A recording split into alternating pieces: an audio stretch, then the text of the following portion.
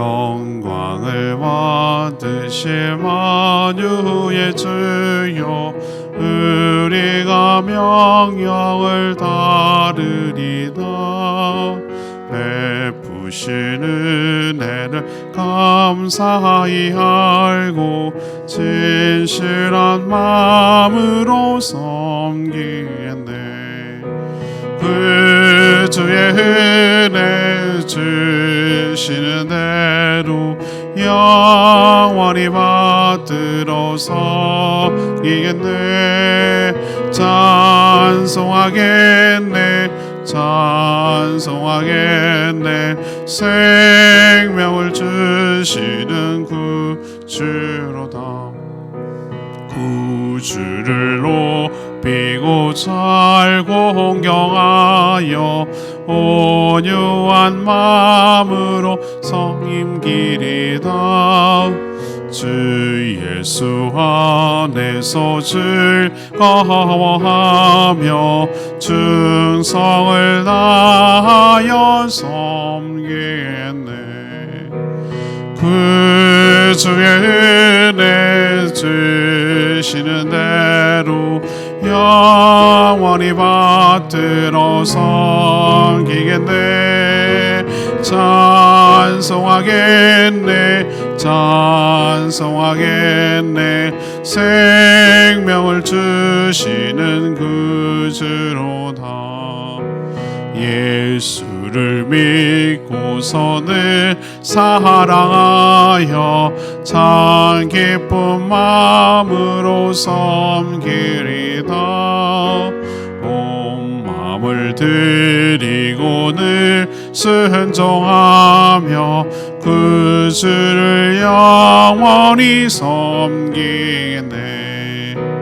그 주의 은혜 주시는 대로 영원히 받들어 섬기겠네. 찬송하겠네 찬송하겠네. 생명을 주시는 구주로다. 찬양집 814장입니다. 814장 주는 평화 814장입니다.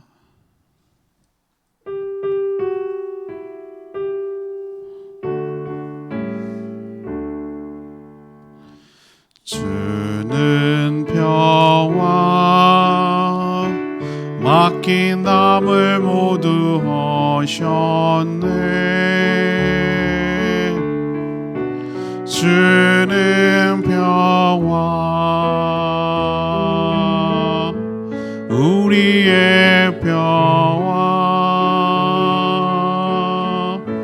주는 평화 맡긴 담을 모두 하셨네. 주는 평화 우리의 평화.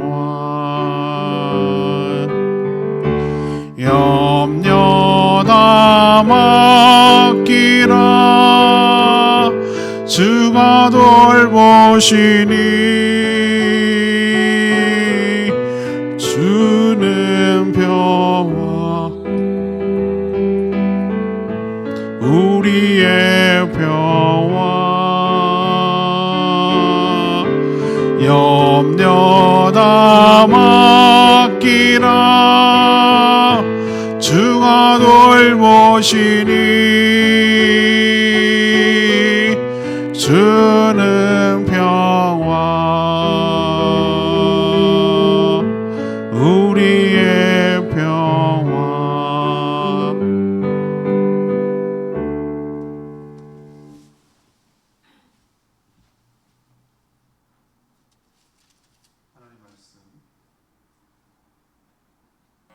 하나님 말씀 히브리서 4장 14절에서 5장 10절까지 말씀 교독합니다. 히브리서 4장 14절에서 5장 10절입니다. 오늘은 5월 22일 금요일 아침입니다. 5월 22일자 본문 히브리서 4장 14절에서 5장 10절까지 신약성경 356쪽입니다. 그러므로 우리에게 큰 대제사장이 계시니 승천하시니 곧 하나님의 아들 예수시라. 우리가 믿는 도리를 굳게 잡을지어다. 우리에게 있는 대제사장은 우리의 연약함을 동정하지 못하실 리가 아니요 모든 일에 우리와 똑같이 시험을 받으시니로되 죄는 없으시니라. 그러므로 우리는 긍휼하심을 받고 때를 따라 돕는 은혜를 얻기 위하여 은혜의 보좌 앞에 담대히 나아갈 것이니라. 대제사장마다 사람 가운데서 택한 자로 하나님께 속한 일에 사람을 위하여 예물과 속죄하는 제사를 드리게 하는. 그는 무식하고 미혹된 자를 능히 용납할 수 있는 것은 자기도 연약에 휩싸여 있음이라. 그러므로 백성을 위하여 속죄제를 드린 것 같이 또한 자신을 위하여도 드리는 것이 마땅하니라. 이 종기는 아무도 스스로 취하지 못하고 오직 아론과 같이 하나님의 부르심을 받은 자라야 할 것이니라. 또한 이와 같이 그리스도께서 대제사장 되심도 스스로 영광을 취하심이 아니요 오직 말씀하시니가 그에게 이르시되 너는 내 아들이니 내가 오늘 너를 낳았도다 하셨고, 또한 이와 같이 다른 데서 말씀하시되 내가 영원히 멜기세덱의 반차를 따르는 제사장이라 하셨으니 그는 육체로 계실 때에 자기를 죽음에서 능히 구원하실 이에게 심한 통곡과 눈물로 간구와 소원을 올렸고 그의 경건하심으로 말미암아 들으심을 얻었느니라. 그가 아들이면서도 받으신 고난으로 순종함을 배워서 온전하게 되셨은즉 자기에게 순종하는 모든 자에게 영원한 구원의 근원이 되시고 하나님께서 멜기세덱의 반차를 따른 대제사장이라 칭하심을 받으셨느니라. 아멘. 예수님이 그냥 대제사장도 아니고 큰 대제사장이다 라고 말합니다. 우리와 똑같이 시험을 받았지만 죄는 없다. 우리의 연약함을 알고 동정하시니 은혜의 보좌에 우리가 담대히 나갈 수 있다. 하나님께 나가기 위해서는 제사장이 반드시 필요합니다. 아론의 후손인 제사장은 인간인지라 자신의 연약함 때문에 다른 사람을 위해서 제사를 집례해도 또 자신을 위해서도 또 제사를 속죄제를 드려야 하는 그런 한계가 있는 미흡한 연약한 존재라는 것이죠. 그러나 그에 비해서 예수님은 멜기세덱의 반차를 따르는 온전한 대제사장이다라고 이야기를 하고 있습니다. 오늘 질문은 대제사장 예수님이 다른 점은 무엇인가? 그러니까 비교해서 인간 아론의 후손 제사장과 예수님이 제사장이라고 하시는데 무엇이 다른가? 다른 점은 뭔가? 이것이 오늘의 질문입니다. 먼저 4장 14절에서 16절까지의 말씀은 우리와 똑같은 시험을 받았지만 죄는 없는 분이라는 점에서 다릅니다. 예수님도 우리 성도와 하나님 사이에서 이어주는 대제사장입니다. 히브리서 기자는 큰 대제사장이라고 표현을 했습니다. 그 이유는 인간 제사장과 차원이 다르기 때문입니다. 말씀이 육신을 입고 오셨다고 해서 그냥 인간놀이처럼, 우리도 어린아이들 보면 소꿉놀이 하듯이 공주놀이, 부부놀이, 의사놀이 뭐 이런 놀이를 하잖아요. 하나님도 너무 심심하셔서 이 땅에 오셔가지고 사람놀이 한번 해볼까? 이런 신용하는 그런 것만이 아니라 진정한 인간으로 이 땅에 오신 거예요. 우리는 도대체 이해할 수 없어요. 자꾸 우리 머리로 하나님을 이해하려고 하지 마세요. 그러면 그분이 하나님이시겠어요? 우리와 차원이 다른 거예요. 물고기 구피가 우리 인간을 이해하겠습니까? 물 밖에서 이렇게 뻐끔뻐끔 물속이 헤엄치는 게 아니라 물 밖에서 공기로 호흡을 하고 이렇게 살아간다는 걸 상상이나 하겠냐 이 말이에요. 그런 거와 비슷한 거예요. 그래서 차원이 다른 분이기 때문에 그냥 우리는 그것은 믿음의 내용이지 분석과 이해와 뭐 이런 개념이 아니에요. 예수님은 온전한 하나님이시면서 또 온전한 사람이라는 것을 우리는 알고 믿고 있는 거예요. 그리고 진짜 인간이 되셨다는 걸 뭘로 알 수 있냐 하면 모든 일에, 공생에 포함해서 33년 동안 모든 일에 인간과 똑같은 과정을 다 거쳤고 똑같은 시험을 받았다 오늘 표현하고 있어요. 똑같은 시험을 받았다. 인간은 시험을 받고 넘어졌지만 예수 그리스도는 여러분 알다시피 광야 40일 동안 금식 기도하고 마귀가 찾아서 세 가지 중요한 시험을 했는데 전부 다 말씀으로 물리치시고 승리하셨어요. 그 뒤에도 얼마나 많은 시험이 있는지 몰라요. 그게 대표적인 시험이었고요. 그렇지만 인간은 태어나서 죄성을 가지고 태어나서 수많은 죄 때문에 넘어집니다. 하지만 예수님은 성령으로 잉태되신 분이고 죄가 전혀 없는 분이라 그 모든 죄의 유혹을 이기시고, 죄도 원래 없는 분이지만 이기시고 죄를 짓지 않은 거룩한 분이죠. 그렇지만 또 인간이기 때문에 우리 인간으로서, 육체를 갖고 있는 인간으로서 우리가 얼마나 어려움을 겪고 있는지, 어떤 유혹에 취약한지 그것을 충분히 이해하고 그래서 동정하실 수 있다라고 오늘 표현하고 있습니다. 우리 동명상련이라고, 동명상련 아시죠? 병을 알아봐야 병 걸린 사람의 심정을 알고, 회사가 망해봐야 파산하는 것에 어떤 어려움을 알고, 가족을 잃어봐야 가족에 이르는 아픔을 아는 것처럼 그 전까지는 뭐 알겠는데 그렇게 체감을 못하다가 내가 비로소 당해보면은 그게 절절하게 그 어려움을 실감하는 거죠. 하나님이 우리의 사정을 모르시겠어요? 그렇지만 인간이 되셔서, 사람이 되셔서 그 어려움, 제가 십자가 고난주간 때 늘 말씀드리지만 우리는 자꾸 어디에다가 포인트가 있냐면은 어떻게 대못에 박혀서 아프시겠다, 우리는 가시만질, 그게 아니고요. 그거는 고통의 일부고요. 그 조롱과 멸시와 모욕과 수치와 이런 여러 가지 인간이 겪을 수 있는 종합적인 어려움이 십자가를 지는 과정이라고 말씀드릴 수가 있어요. 그래서 내 사정 아시겠어요 하나님? 이렇게 얘기할 수가 없는 게, 예수 그리스도께서 우리와 똑같은, 아니 우리보다 더한 진한 고난과 그 고통의 과정을 다 통과를 하셨기 때문에 우리가 겪을 수 있는 유형의 어떤 고통도 고난도 아픔도 충분히 다 이해할 수 있는 분인 줄로 믿습니다. 그래서 하나님께 얘기할 수가 있는 거예요. 이런 상태라고. 죽여주세요. 그게 직고가 돼서 하나님 죽이면 어떡할 거예요? 죽을 만큼 힘이 듭니다라고 그 고통을 얘기를 해주시니까 하나님이 우리 기도를 들어주시는 거예요. 중간에서. 그게 지금 대제사장 역할을 감당하고 있는 거예요. 그래서 우리는 어떻게 해야 되는가? 성도는 하나님의 긍휼하심을 받고, 긍휼이 뭡니까? 불쌍히 여김. 긍휼을 불쌍히 여기지만 하나님 우리 긍휼하시지 않으면 어떻게 해요?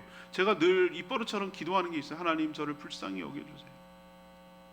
하나님이 저를 불쌍히 이렇게 연약한 자예요. 하나님 저의 모자라서 저 부족해요. 하나님 저를 불쌍히 여겨주세요. 하나님의 긍휼을 구하는 기도를 수시로 합니다. 수시로. 저의 연약함을 너무 잘 아니까 하나님 저를 긍휼히 여겨주세요. 하나님 저를 불쌍히 여겨주세요. 하나님의 긍휼이 없다면은 우린 벌써 죽었어요. 아이고, 오죽하면 저러겠나. 하나님이 우리를 딱하게 여기시고 불쌍히 여겨주시기 때문에, 그래서 우리가 뭘 했기 때문이 아니고 불쌍히 여겨주시기 때문에, 긍휼히 여겨주시기 때문에 우리가 오늘도 살고 있는 거예요. 근데 그 긍휼을 받고 또 때를 따라서 우리를 돕는 하나님의 은혜를 입기 위하여, 은혜 없으면 또 어떻게 살겠어요? 이번 주 찬양이 은혜 아니면 살아갈 수, 맞아요. 은혜 아니면 어떻게 살겠어요 우리가? 그 보이지 않는 보이는 매 순간마다, 결정적인 순간마다, 아니 내가 느끼든 느끼지 않든 간에 때를 따라 돕는 하나님의 은혜가 있기에 내가 오늘도 살고 있는 거예요. 나의 되어진 모든 것들을 가만히 생각해 보면 하나님의 은혜가 아니고는 설명할 길이 없어요. 하나님의 긍휼하심, 하나님의 은혜를 얻기 위하여 하나님이 계신 은혜의 보좌에 담대히 나가라는 거예요. 담대히. 근데 그 담대히 나갈 수 있는 근거가 뭡니까? 왜 우리가 이렇게 담대히 나갈 수, 뭘 잘났다고 담대히 나갑니까? 대제사장 되신, 그것도 큰 대제사장 되시는 예수 그리스도가 하나님과 우리 사이에 계시기 때문인 줄로 믿습니다. 우리도 어려운 사람 갈 때 되게 불편하고 어려울 때 있어요. 근데 이쪽도 알고 내 형편도 잘 얘기를 해주고 잘 말해주고 또 저쪽도 친밀해갖고 잘하는 중간에 누가 중매쟁이 같은 사람이 있으면 훨씬 부드럽고 훨씬 더 일이 편해요. 아주 까다롭고 어려운 사람들 만나러 왔을 때 얼마나 불편합니까? 우리도 계약 당사자하고 이렇게 있을 때, 그렇죠? 집을 사거나 뭐 할 때 얼마나 그 불편한, 자기 이권을 챙기려고 부딪히는 순간이니까. 얼마나 불편해. 그럴 때 중개인이 있잖아요. 그래서 이쪽도 얼르고 이쪽도 얼르고 이렇게 해가지고 계약을 성사시키고, 이쪽도 충분히 입장도 이해하고 이쪽도 충분히 입장도 이해하고, 그래서 절충해가지고 하는 그 누군가가 있기 때문에 부드럽게 되는 거예요. 하나님과 우리 사이 맞부딪히면 우리는 거룩하신 하나님 앞에 죽어요. 근데 그 긍휼하심, 그 은혜를 받을 수 있는 근거는 자기를 화목제물로 삼으시고 또 제사장이 되셔서 하나님과 우리 사이를 중재하시고 자기가 몸으로 희생함으로 인해서 우리 죄값을 치르신 그 하나님의 아들 예수 그리스도가 있기 때문에 우리가 하나님 앞에 그냥 나가는 것이 아니라 담대하게, 당당하게, 떳떳하게, 잘난 것도 하나도 없지만 죽어마땅한 죄인이지만 그 긍휼 은혜 없으면 살 수가 없기 때문에 그렇게 나갈 수 있는 근거가 바로 대제사장 되신 예수 그리스도 때문인 줄로 믿습니다. 우리도 누가 아는 사람이 있으면 든든하다고 했죠. 하물며 예수님이겠어요. 그러니 우리도 때를 따라 돕는 하나님의 긍휼과 은혜를 잊기 위하여 예수 그리스도를 의지해서 담대히 나아가는 저와 여러분 되기를 소망합니다. 주일날 이 부분을 또 한 번 더 언급하겠습니다. 다음 두 번째는 뭐가 다르냐? 5장 1절에서 4절까지 인간 제사장처럼 연약하지 않고 온전하신 분이라는 점에서 다릅니다. 구약 시대에는 인간이 하나님께 나아가기 위해서는 두 가지가 필요해요. 제사장도 있어야 되고 제물, 희생 제물이 있어야 돼요. 죄인이 그냥 갈 수 없어요. 희생 제물이 죽는 과정을 통해서 우리가 죄값을 저렇게 치러야 되는데 대신 죽는 것을 퍼포먼스로 보여주는 거예요. 피 흘려 죽는 거 여러분 보셨어요? 동물이 나 때문에 죽는 거예요. 내가 키우던 동물이. 그거 보면 여러분들은 그 장면을 봐도 소스라칠 거예요. 피가 솟구치고 막 이렇게 하는 과정을 보면은. 근데 죄를 지을 때마다 그렇게 가축이 죽어야 된다고 생각하면 손해가 막심하고 일단. 그리고 인간이 아무리 악한 인간이라도 그걸 보는 순간 하나님 일부러 그렇게 하신 것 같아요. 제사 드리는 사람이 반드시 현장에 있어야 되거든요. 제사장이 하는 걸 보고. 왜 그걸 보게 하느냐면 네 죄가 얼마나 심각한지 봤냐? 너 때문에 얘가 죽는 거 너 보이냐? 피를 흘리는 거 보이냐? 라고 보게 하는 거예요. 그리고 그 안수한다는 것은 그 자신의 죄가 이 죄 없는 동물에게 양과 소가 염소 같은 데 전가된다는 거예요. 안수는 전가예요. 전가. 책임 뒤집어 씌우는 거예요. 그렇게 보여줘야 돼요. 희생 제물이 필요하고 그것을 집례한 제사장이 필요한 거예요. 이 두 가지가 반드시 있어야 하나님께 나아갈 수가 있어요. 또 제사장은 하고 싶다고 아무나 되는 것이 아니었어요. 하나님은 딱 지목했어요. 하나님 레위 지파 중, 레위 지파도 다 되는 건 아니었어요. 아들들이 여럿 있거든요. 레위 지파 중에. 그 중에서도 아론의 자손들만 딱 못 박아버렸어요. 하나님 교중해버렸어요. 아론은 모세 형님이에요. 우리 같으면 모세의 자식들이 할 것 같잖아요. 우리 생각에는. 근데 하나님이 그러지 않았어요. 하나님 하시는 방법은 우리가 다 이해할 수 없어요. 그러나 분명한 것은 아무나 할 수 없고 딱 지목했어요. 아론의 후손 중에서 딱 하도록 만들었어요. 하지만 이런 인간 제사장은 완벽하지 않고 연약했어요. 오히려 어떤 때는 백성들보다 더 타락해서 하나님의 징벌을 받기도 했어요. 완벽하지 않다는 거예요. 인간 제사장이 연약한 존재임을 알 수 있는 것은 제사장이 백성들을 위해서 속죄 제사를 드리도록 집례하는 것과 별도로 자기 자신을 위해서 뭐 해야 됩니까? 속죄 제사를 따로 드려야 됐어요. 왜? 자기도 죄인이니까. 이 느낌 아시겠어요? 누가 누구를 뭐라 그래요? 자기도 죄인인 거예요. 그가 예수님처럼 완벽한 제사장이라면 자신의 죄를 해결하기 위해서 제사를 드릴 필요가 없어요. 하지만 예수님은 자신이 제물이 되는 동시에 대제사장이 되셔서 하나님께서 받으시기 합당한 온전한 제사를 드리셔서 단박에 드리셔서 모든 의를 성취하시고 온전한 제물이 되어서 더 이상 이제는 희생 제물이 되지 않도록 조치하셨습니다. 예수님은 또 인간 아론의 제사장은 항상 바뀌어야 돼요. 사람이 죽으니까. 근데 예수님은 영원한 제사장으로 바뀔 수 없는 분이라는 점에서 인간 아론의 후손들의 제사장과 차원이 다르다라는 것을 오늘 강조하고 있어요. 세 번째는 5장 5절에서 10절까지 말씀인데요. 멜기세덱 제사장 반차를 따르는 영원한 분이라는 점에서 달라요. 이것은 7장에서 자세히 설명되기 때문에 7장에 아주 그 부분만 집중적으로 설명하고 있거든요. 그래서 따로 또 설명할 길이 있겠지만 다음 주 화요일 정도에 묵상이 됩니다. 근데 오늘 또 이게 언급이 됐으니까 얘기합니다만 예수님은 아론의 후손으로서 제사장이 된 것이 아니에요. 오늘 보니까 멜기세덱 그 반차를 따랐다라고 그래서 반차는 뭐냐면 순서, 라인, 조 1조 나와 2조 나와 그럴 때 그걸 말하는 거예요. 제사장이 항상 할 수가 없기 때문에 3개월 단위로 이렇게 교체 투입됐어요. 교체. 전방에 가면은 전방 들어갈 때 항상 전방에서 근무하는 게 너무 힘들기 때문에 뭐 1년 단위나 이렇게 단위로 후방과 이렇게 교체해요. 그 후방에 갔을 때는 훈련하고 뭐 여러 가지 사격 훈련을 뭐 하다가 이제 교체하는 거예요. 전체에서 그렇게 이렇게 교대를 하는 거예요. 교대. 임무 교대. 우리도 수거장 뭐 할 때 임무 교대식 할 때 이렇게 하는 거 있잖아요. 군인들이 그거 하는 것처럼 임무 교대를 하는 것처럼 그 조가 있어요. 조가. 반차라는 것은 조를 말하는 거예요. 그 라인을 따라서라는 뜻이에요. 멜기세덱은 창세기에 나오는 인물이고 살렘의 왕이고 하나님의 제사장이었어요. 아브라함이 전리품에 11조를 드릴 만큼 독특한 인물이에요. 다음 주 화요일에 설명하겠습니다. 히브리서 기자가 예수 그리스도가 바로 이 멜기세덱처럼 하나님의 영원한 제사장이다라고 예수님을 설명하고 있어요. 아론의 후손들은 불완전하기 때문에 은퇴하고 30에서 50세까지 직무하도록 되어 있거든요. 제사장은 유독 그 성숙을 위해서 다른 군사로 나갈 수 있는 자는 20세 이상이었어요. 20세. 세금이나 병역의 의무는 20세예요. 다른 지파들은. 근데 제사장이 될 수 있는 것은 딱 뭐냐면 30세부터 그 전부터 예비 과정이 있어요. 예비 과정. 그리고 50세가 지나면은 이제 나이 먹었다고 잘라요. 딱 30에서 50세까지만 이 라인 반차를 따라서 이렇게 제사장 직무를 감당. 그리고 또 제비를 뽑아가지고 이렇게 할 수 있는 거예요. 여러 가지 복잡해요. 그렇지만 불완전하고 은퇴하면 죽기 때문에 항상 새로운 사람들로 제사장이 채워져야 하는 불완전성을 갖고 있어요. 하지만 예수님은 아론의 후손이 아니라 기원도 출처도 없는 신비에 쌓인 이 바로 이 창세기에 나오는 멜기세덱처럼 영원한 하늘의 대제사장이죠. 이런 위대한 분도 인간으로 계실 때에 심한 통곡과 눈물로 간구와 소원을 올렸고 고난을 통해 순종을 배우셨다고 표현합니다. 그래서 온전한 대제사장이 되셨고 영원한 구원의 근원이 되셨습니다. 그는 바뀌지 않는 영원한 우리의 제사장이 되십니다. 왜? 멜기세덱은 시작도 없고 끝도 없고 부모도 없다고 그랬어요. 그 얘기는 뭐냐? 부모도 없이 어떻게 태어나? 그게 바로 예수 그리스도를 말하는 거예요. 그러니까 시작이 누가 태어나게 하면은 시작이 근원이 있다는 얘기잖아요. 원래부터 계신 분이란 뜻이에요. 끝도 없다는 건 영원하다는 거잖아요. 멜기세덱은 하나님의 모양, 하나님의 아들 모양이라고 그랬어요.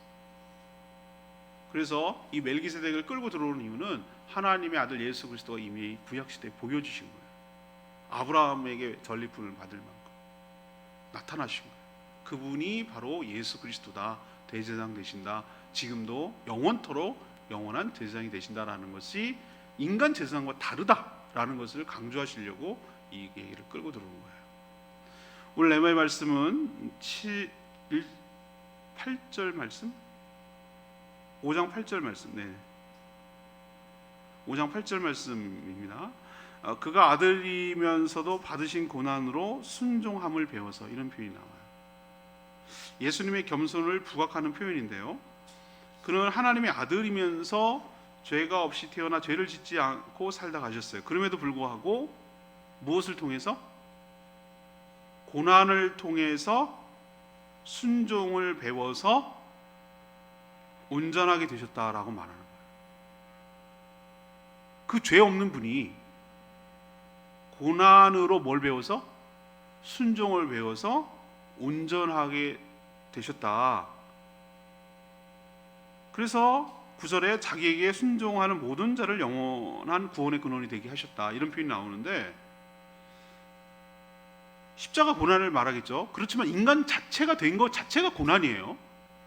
우리도 이렇게 깝깝한 거 아시죠, 여러분? 뭐 이렇게 안 맞는 옷, 꽉 낀 옷을, 콜셋이라고 여자분들 배 가리려고 막 그거, 막 옛날에 영화 같은 데 보면 중세시대 막 그거 그런 거 하면 죽을 것 같아요. 좀 죽을 것 같아. 너 이쁘게 보이려고 했던 그거 얼마나 불편해요. 근데 자유롭게 다니시던 분이 몸으로 갇혀버렸어. 새가 막 자유롭게 날던 새가 새장에 갇혔어. 그보다 더 깝깝할걸요, 예수님이 인간이 되신 게.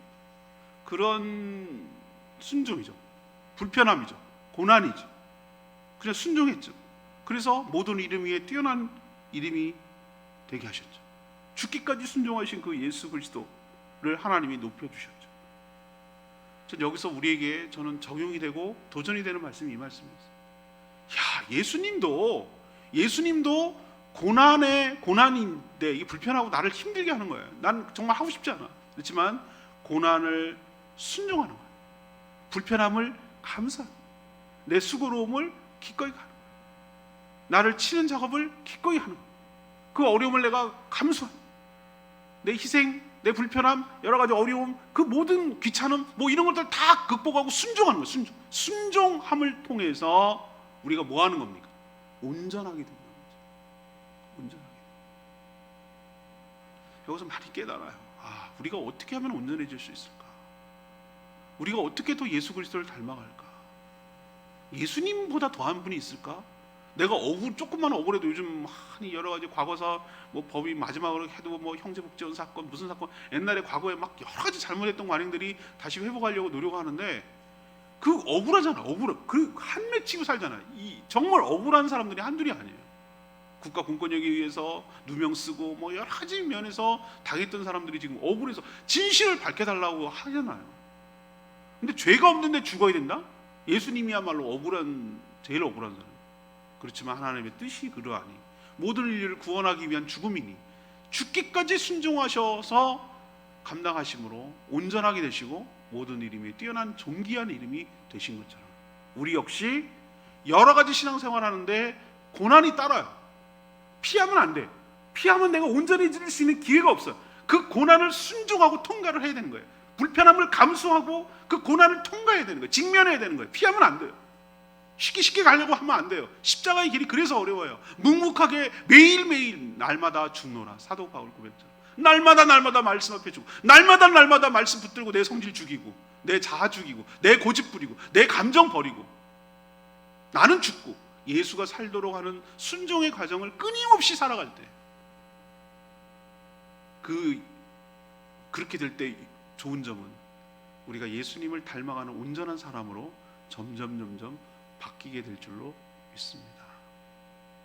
예수님을 닮아가서 온전해지는 저와 여러분 되기를 소망합니다. 히브리서가 계속 강조하는 게 뭐죠? 예수 그리스도의 위대함에 대해서 계속 지금 강조하고 있어요. 예수님이 어떤 분인지 니네 아냐? 예수님이 무슨 십자가에 죽고 나무에 죽었으니까 허접한 억울하게 누명 쓴 사람인 줄 아냐? 갈릴리 촌구석의 촌뜨기인 줄 아냐? 아니라는 거야. 이분이 니네들이 아는 것보다 훨씬 더 위대한 분이라는 걸 보여주기 위해서 히브리서 앞에 쭉 쓰고 있는 거예요. 앞에는 천사보다 뛰어난 예수님에 대해서, 이번에는 인간 아론의 제사장보다 훨씬 뛰어난 예수님에 대해서 이 대제사장 대신 큰 대제사장 대신 예수 그리스도에 대해서 그 차별성과 그 비교를 지금 하고 있는 거예요. 뭐가 다르냐? 인간 제사장처럼 연약하지 않고 온전하신 분이라는 뜻에서. 첫 번째는 뭐죠? 똑같은 시험을 받았지만 죄가 없는 분이라는 뜻에서. 인간 제사장처럼 연약하지 않고 온전하신 분이라는 뜻에서.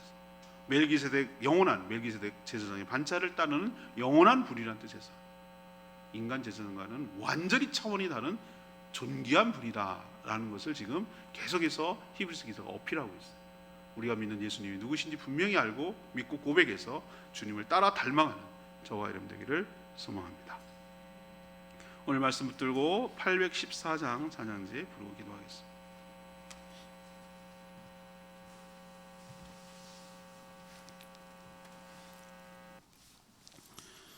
찬양지 814장. 주는 평화 막힌 담을 모두 하셨네. 누가 평화입니까? 예수 그리스도가 평화하십니다. 하나님과의 막힌 모든 죄악을 헐어버리시고 대제사장 되셔서 그분께 나의 모든 것을 아뢰면 대신하여 중보기도하며 하나님께 아뢰어 주시는 고마운 분인 줄로 믿습니다. 염려 다 맡겨라. 주가 돌보시니 염려 다 맡겨라.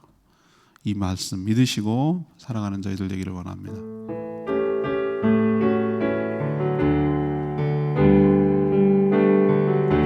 주는 평화 낚인 담을 모두 하셨네. 주는 평화 우리의 평화 주는 평화 막힌 담을 모두 하셨네. 주는 평화 우리의 평화 염려 다 맡기라 주가 돌보시니 주는 평화 우리의 평화 염려 다 맡기라 주가 돌보시니 주는 평화 우리의 평화 염려 다 맡겨라 염려 다 맡겨라 주가 돌보시니 주는 평화 하나님과 우리가 죄를 지어서 원수가 되었을 그때에 예수님께서 중간에 끼어들으셔서 우리의 죄를 다 갚으시고 하나님의 분노를 잠재우시고 우리와 화해를 하게 하셔서 이제는 하나님께 담대히 나갈 수 있는 길을 열어주셔서 우리가 하나님의 긍휼을 잊고 때를 따라 돕는 하나님의 은혜를 받을 수 있는 통로를 열어두셨습니다. 얼마나 감사한지 몰라요. 그래서 예수 그리스도의 이름을 부르며 언제든지 주님의 보좌 앞에 나가 하나님께 우리의 억울함과 답답함을 하소연하고 때를 따라 돕는 하나님의 은혜를 간구할 수 있는 길이 예수님 때문에 열린 줄로 믿습니다. 그분은 인간 제사장보다 훨씬 더 위대하고 영원한 대제사장 되시는 분인 줄로 믿습니다. 그분이 우리에게 늘 함께 계고 계심을 믿고 언제든지 그분을 힘입어 주님 앞에 하나님 앞에 나아가는 저희들 되게 해달라고 주여 외치며 기도합니다. 주여 하나님 주는 평화 막힌 담을 모두 허셨네 주는 평화 우리의 평화 주는 평화 막힌 담을 모두 허셨네 주는 평화 우리의 평화 염려 다 맡기라 주가 돌보시니 주는 평화 우리의 평화 염려 다 맡기라 주가 돌보시니 주는 평화 우리의 평화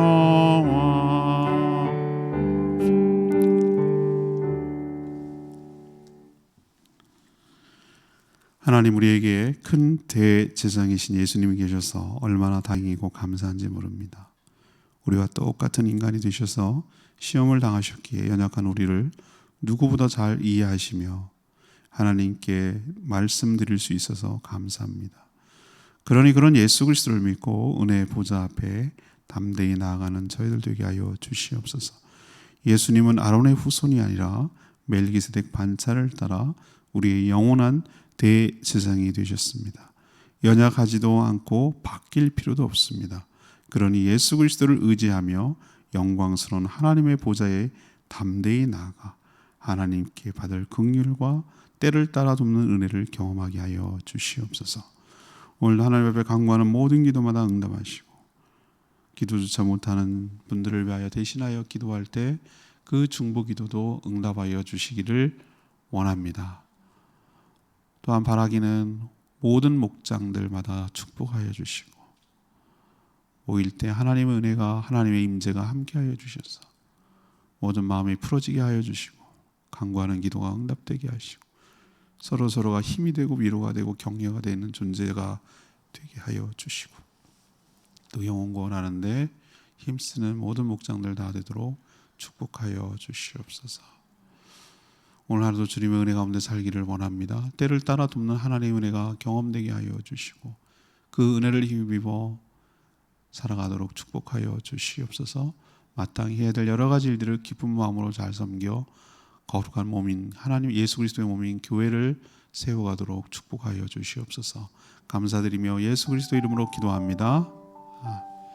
오늘 하루도 주님의 은혜 가운데 살아가기를 축복합니다. 충분히 기도하고 하루 시작하겠습니다.